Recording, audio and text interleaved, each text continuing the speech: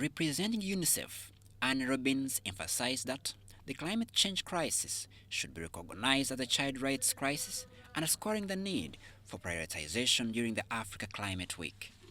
Next week, the UN Climate Summit in Nairobi will discuss Africa's response to the climate crisis and its impact on the continent. The summit is expected to conclude with a declaration covering the African Union members' concerns and demands before they head off to a meeting called COP28.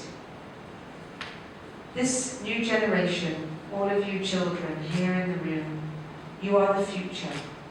So your voices are the most important. Climate implications are going to affect your lives. So it's very important that we hear your voice today and feed them into these deliberations for what the world is going to do about climate change that will affect you. Uganda is particularly well placed to provide leadership on this agenda, considering the acute and heightened impacts that children across the country are experiencing. For example, the droughts and floods across the country have been far more extreme than they have been in previous years. Ugandan youth are urging the government to enhance climate financing, encourage innovative environmental protection, and support climate-focused adaptation projects that safeguard vulnerable populations. Ahead of the African Climate Summit in September, we as the representatives of children and youth in Uganda, together with UNICEF, are urgently calling upon the government and all stakeholders to take immediate and firm action in the face of the climate crisis to meet the global targets.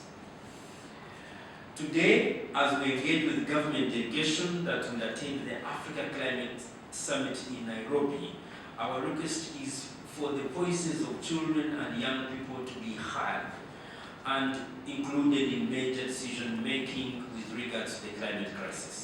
And I want to also reaffirm that young people are they're not only asking for what the government should do for them, but they are also out there looking out for solutions to the climate crisis.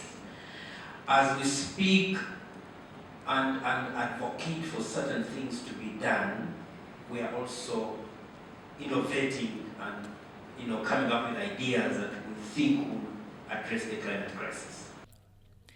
The government remains resolute in its commitment to allocate more resources to tackle climate-related challenges and promote innovations aligned with environmental preservation.